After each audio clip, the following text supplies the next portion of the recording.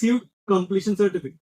ये काफी वेग पॉइंट है कि अगर आपके प्रोजेक्ट को कंप्लीशन सर्टिफिकेट या फिर occupancy certificate, this two words are from municipal sanction. Municipal sanction की सिस्टम होती है, अगर प्लान आपको पहले अप्रूवल करना होता है, अप्रूवल के बाद पूरा बिल्डिंग बनाना है और बिल्डिंग उस प्लान के हिसाब से हुई कि नहीं है, वो डॉक्यूमेंट सबमिट करना है और फिर म्युनिसिपल अथॉरिटी आपको देती है कंप्लीशन सर्टिफिकेट या ऑक्यूपेंसी सर्टिफिकेट। तो most of the time question आता है कि अगर मेरे प्रोजेक्ट को कंप्लीशन सर्टिफिकेट मिल गया है या फिर ऑक्यूपेंसी सर्टिफिकेट मिल गया है तो क्या मुझे रेरा नंबर लेना जरूरी है क्या? तो as far as MahaRERA is concern, अभी अब महाराष्ट्र में हो, महारेरा इज कंसर्न, महारेरा ने बताया हुआ है कि अगर कंप्लीशन सर्टिफिकेट अगर आपको मिल गया है तो आपको रेरा नंबर लेने की जरूरत नहीं है। बट टेक्निकल पॉइंट इसमें ऐसा है कि ये जो एक्ट है ये सेंट्रल थीम लाइन पे और स्टेट वाइज एक्ट बने हुए और रूल्स भी स्टेट वाइज है। अगर आप ओरिजिनल एक्ट पढ़ेंगे तो वहां पे जो वर्डिंग्स था, project completed as on the date of implementation of the act, वहां पे ऐसा नहीं बोला कहीं भी कि जहां पे प्रोजेक्ट को कंप्लीशन सर्टिफिकेट मिल जाएगा, ऐसा कहीं नहीं बोला। मीनिंग दैट जब एक्ट आया था उस दिन जो प्रोजेक्ट कंप्लीट थे उनको रेरा एप्लीकेबल नहीं था। बट एज ऑफ डेट अगर आपको कंसल्टेंसी एज अ प्रमोटर की महारेरा है तो महारेरा ने सर्कुलर निकाले तो आप कंप्लीशन सर्टिफिकेट अगर ले लेते हो तो आपको रेरा नंबर एप्लीकेबल नहीं होगा। As a part of consulting, अगर मेरा कोई क्लाइंट है अगर जिसका प्रोजेक्ट ये दो कंडीशन में आता है तो हम सजेस्ट करते हैं कि कंप्लीशन के पहले आप कम करो, महारेरा नंबर ले लो, कंप्लीशन सर्टिफिकेट आने दो और इमीडिएटली क्लोजर के लिए अप्लाई कर दो। मीनिंग दैट फ्यूचर में अगर कोई टेक्निकल डिस्प्यूट अगर आता है तो अपन ने रेरा कंप्लाई किया हुआ है, ये होगा।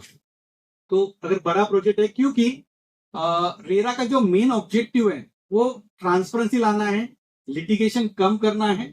तो जैसे एक प्रोजेक्ट है, दो प्रोजेक्ट की बात करो, सेम साइज है 10,000 स्क्वायर फीट, बराबर है, एक ने रेरा नंबर ले लिया है, ये दोनों कंडीशन में एप्लीकेबल हो रहा है, उसने रेरा नंबर ले लिया है, सब कंप्लायंसेस रेरा के हिसाब से किए उसने, और उसके बाजू में ही सेकंड प्रोजेक्ट है 10,000 स्क्वायर फीट का, सेम नंबर ऑफ फ्लैट भी सेम है, बट उसने कंप्लीशन सर्टिफिकेट ले लिया तो उसको रेरा एप्लीकेबल नहीं, इस प्रोजेक्ट को रेरा एप्लीकेबल। वंस यू से रेरा इज एप्लीकेबल तो वहां पे बाकी सब चीजें ट्रांसपेरेंसी की आपको मिल सकती है। फॉर एग्जाम्पल एग्रीमेंट जो होगा आपका, सेल एग्रीमेंट टू सेल जो होगा वो स्टैंडर्डाइज फॉर्मेट में होगा। बट जो 10,000 जो कंप्लीशन ले लिया है, नॉर्मल वेंडर का अगर आप देखेंगे तो उसमें अलग अलग कंडीशन डाल के सेल डीड देते हो। फॉर एग्जाम्पल टेरेस का जो ताबा रहेगा वो रहेगा बिल्डर के पास। बट अगर आप रेरा प्रोजेक्ट में जा रहे हो तो उसका एग्रीमेंट टू सेल में अगर आपको स्टैंडर्ड फॉर्मेट है, अगर उसमें अगर कोई भी डेविएशन अगर आपको लेना है तो it has to be pre approved. Then structural defect, जिस दिन भी प्रोजेक्ट हैंड ओवर होगा या फिर जो भी आपको यूनिट अलॉट होगा उसके 5 साल के बाद तक जो भी उसमें स्ट्रक्चरल डिफेक्ट आएंगे वो किसको रिपेयर करके देने? बिल्डर को करके देने। But this is all with respect to only RERA registered project. उसके जो बाजू का प्रोजेक्ट था उसके लिए कोई एप्लीकेबल नहीं। अगर सपोज वहां के अलॉटीज कोर्ट में जाते हैं और इसको चैलेंज करते हैं तो मे भी पॉसिबल गवर्नमेंट बोलेगा कि आपको रेरा नंबर लेना, कोर्ट बोलेगा कि रेरा नंबर लेना आपको कंपलसरी।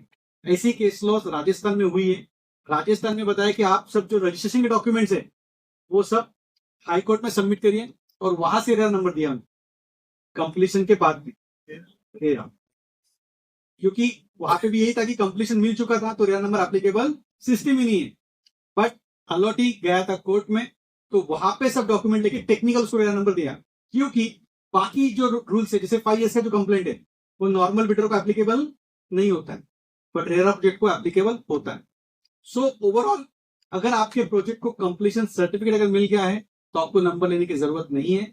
बट टेक्निकल अगर आपको रेरा नंबर लेना है तो लेके कंप्लीट करिए, बिकॉज रेरा नंबर नहीं लेने के पीछे का बिल्डर का जो इंटेंशन होता है कि उसको बहुत सारे कंप्लायंसेस करने।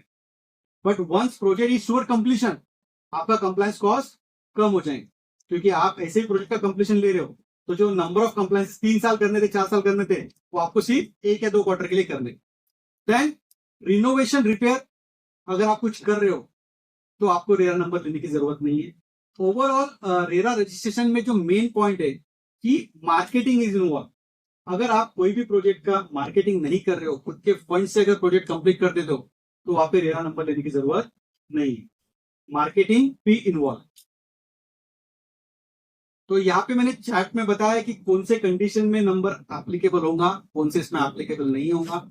ओवरऑल एक ही कंडीशन में आपको रेरा नंबर लेना है, कौन सा, 500 स्क्वायर मीटर के प्लॉट के ऊपर है और नंबर ऑफ अपार्टमेंट कितने हैं, 8 के ऊपर।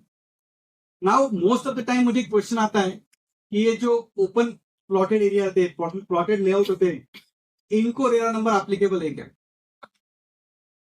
प्लॉटेड लेआउट पता है आपको सबको, तो उसको रेरा नंबर एप्लीकेबल है क्या? तो एप्लीकेबल है, बट अगर आप म्यूनिसिपल का कंप्लीशन सर्टिफिकेट मिल जाता है आपको, क्योंकि मोस्ट ऑफ द टाइम्स जैसे अलग अलग डिस्ट्रिक्ट में बोलो अलग अलग प्रैक्टिसेस है। अगर आपने जो कमिट कर रहे हो, अगर वो सब कुछ अगर आपका कंप्लीशन के पहले हो चुका है, तो आपको रेरा नंबर लेने की जरूरत नहीं है।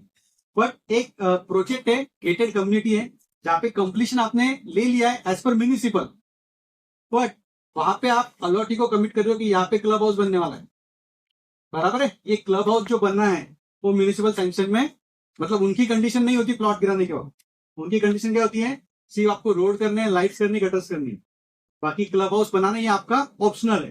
बट अगर आप अलॉटी को कमिट कर रहे हो तो आपको रेरा नंबर लेना कंपलसरी, जब तक वो और ड्यू रिस्पेक्ट में कंप्लीट नहीं होता है।